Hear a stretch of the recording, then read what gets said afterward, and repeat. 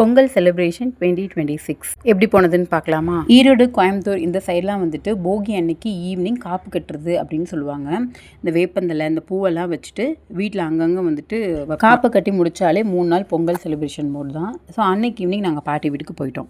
பாட்டி வீட்டுக்கு போய் நல்லா செலிப்ரேட் பண்ணதுக்கு அப்புறமா பக்கத்தில் விநாயகர் கோயிலில் அன்றைக்கி அன்னதானம் போட்டாங்க. ஸோ அதெல்லாம் சாப்பிட்டுட்டு சங்கராந்தி சாப்பாடு அப்படின்னு சொல்லுவாங்க, அதை வாங்கிட்டு வந்து சாமிக்கு வச்சாச்சு. அடுத்த நாள் தை 1 சூரிய பொங்கல், அழகாக கோலம்லாம் போட்டு காலையில் பார்க்கும்போது அவ்வளோ அழகாக இருந்தது ஸ்ட்ரீட்டே.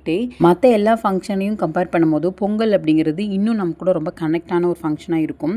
ஸோ காலையில் வந்து சமத்துவ பொங்கலில் ஒரு ஸ்ட்ரீட்லேயும் வைக்க ஆரம்பிச்சிட்டாங்க. நாங்களும் எங்கள் வீட்டில் நல்ல நேரம் பார்த்துட்டு பொங்கல் வைக்க ஆரம்பிச்சிட்டோம். மகிழனுக்கு இந்த பொங்கல் ரொம்பவே வித்தியாசமாக இருந்தது. ஏன்னா கொஞ்சம் வளர்ந்த பையனாக ஆனதுனால நிறைய வேலை சுட்டித்தனம்லாம் பண்ண ஆரம்பிச்சிட்டான். எங்கள் ஸ்ட்ரீட்டில் இந்த பொங்கல் திருவிழாவில் வந்துட்டு நிறைய ஃபங்க்ஷன்லாம் வைப்பாங்க, கேம்ஸ் எல்லாம் வைப்பாங்க. அதில் எல்லாமே பார்ட்டிசிபேட் பண்ணான். ஸோ வீட்டில் பொங்கல் வச்சு சாமிலாம் கும்பிட்டுட்டு பெரியவங்க கிட்ட ஆசீர்வாதம்லாம் வாங்கிட்டு நாங்கள் இந்த சமத்துவ பொங்கல் வைக்கிற இடத்துக்கு போயிட்டோம்.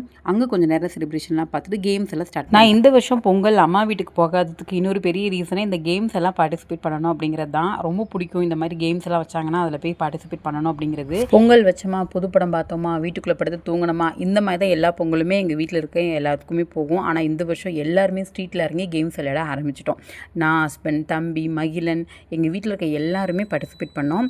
அது ஒரு நல்ல ஒரு புது எக்ஸ்பீரியன்ஸாக இருந்தது. மார்னிங் 10 o'clock ஸ்டார்ட் பண்ணி நைட் 11 o'clock வரைக்கும் ஃபங்க்ஷன் இருந்தது. மகிழனுக்கான ரன்னிங் ரேஸ், கலர் கேம்ஸ் இந்த மாதிரி நிறைய வச்சாங்க. எல்லாத்துலேயுமே அவனும் பார்ட்டிசிபேட் பண்ணால் ரொம்ப சந்தோஷமாக இருந்தது. மதியத்துக்கு மேலே அத்தை மாமாவெல்லாம் பார்த்து ஆசீர்வாதம் வாங்கிட்டு நாங்கள் வெளியில் கிளம்பிட்டோம்.